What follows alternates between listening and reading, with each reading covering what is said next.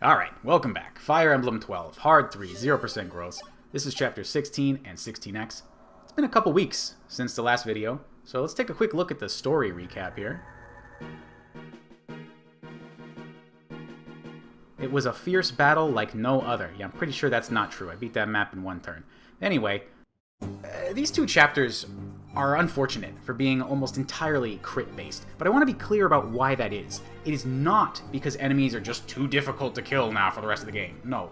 In fact, chapters 17 and 18 coming up are relatively light on crits. But in these two today, the problem is that there are really only two modes. Either no enemies are coming toward you, or 10 enemies are coming toward you, with nothing in between. Chapter 16 is worse still because of 3 different side objectives. First, we need to recruit Astrum with George, which is normally done in 2 turns, but that is absolutely impossible in this run, so we'll be getting him on turn 3. Second is a thief running away with the Geosphere, which is needed to get the good ending of the game.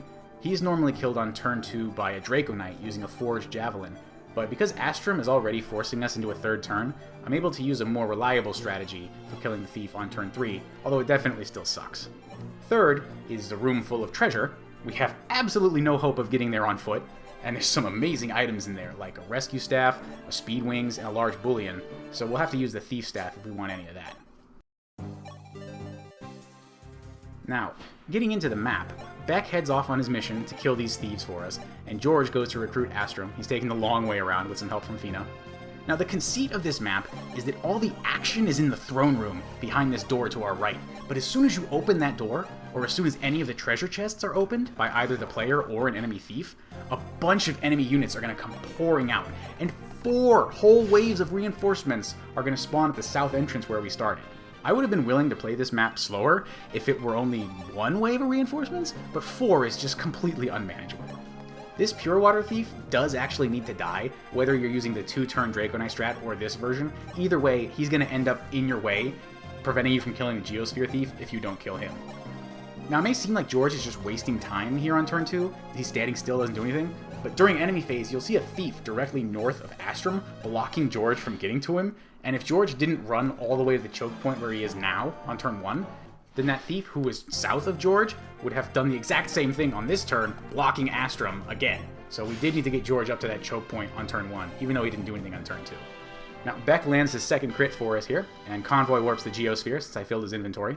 If this were a different game, Astrum's heroes might turn green on recruitment here, but FE12 is not very nice, so we really have no choice here but to end the chapter on this turn. I have to imagine this is why they gave you a Sword Slayer in Chapter 14, but these heroes are so insanely beefed up on Lunatic that the Sword Slayer isn't any help at all, although Astrum himself is pretty pathetic, of course. We go ahead and open the door now and drop a save. I lost a little bit of footage here somehow, but part of the resetting on the save tile was to get a Devil Sword crit with Marth here. And one helpful tool on crit heavy turns is the fact that level ups advance the RNG in some sort of way. So what I do is reset with a save tile until Marth gets the crit, drop a save state, then check if the next attack gets a crit, and if it doesn't, load the save state, level up with Wendell to advance the RNG, and then we get a second chance at the follow-up crit, which is what happened in this recording. It's no guarantee, but staff user level ups are something I always look for to get extra chances at crits before having to reset back to the save tile.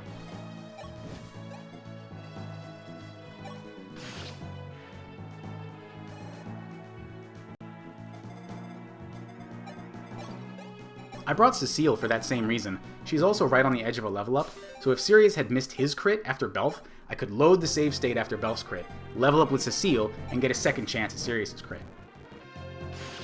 So, the crit-heavy turns in this run sometimes aren't quite as bad as they might look, because there are little tricks like that you can use to get extra chances. Shout out to Sirius's base B rank in swords, by the way. This is the only way to get the Master Sword into this fight, because nobody else can use it as a 10-move class.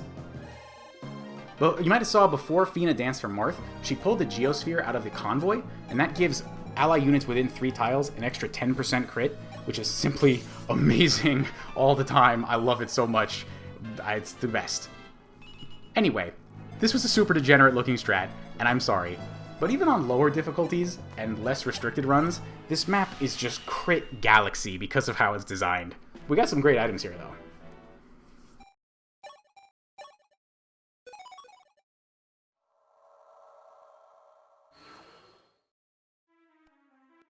Now let's get into Chapter 16X. The enemy design has the same all or nothing problem as Chapter 16. All of the enemies are linked, so it's either no enemies running at you or 9, and they're all very dangerous, which means we just have to crit as many as we can on turn 1 and then hold the choke point. This is made worse by the limited deployment slots. There's only 7, and the avatar is required since this map is about our old friend Katarina from the prologues. Obviously you want to open with your least reliable kill, and there it is, courtesy of Etzel.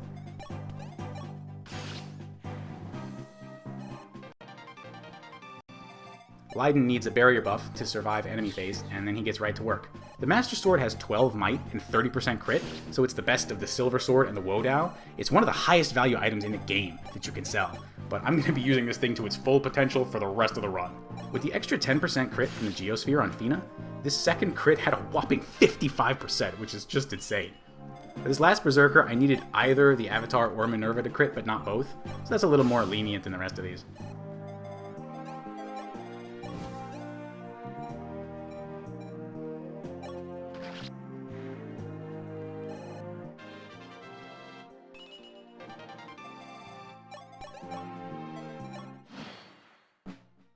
I initially had a better strat for dealing with these snipers, but I would have had to leave Etzel on the bench, and I desperately need him to be A-rank tomes on turn 1 of the next chapter, so I had to work him into the strat for this chapter.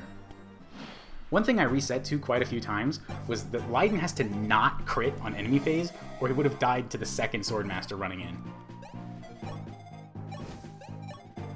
We're going to now kill that Swordmaster, this turn with some very rare Swordslayer action, but note that Katarina can move. So if any juicier targets like Yumina, Fina, or the Avatar are standing behind Leiden, she'll run into that open spot and kill them. So I had to make sure Leiden was her only possible target for this enemy phase, so she stands still, and that keeps the sniper from messing with Leiden, and he has to go suicide into Etzel like the last sniper.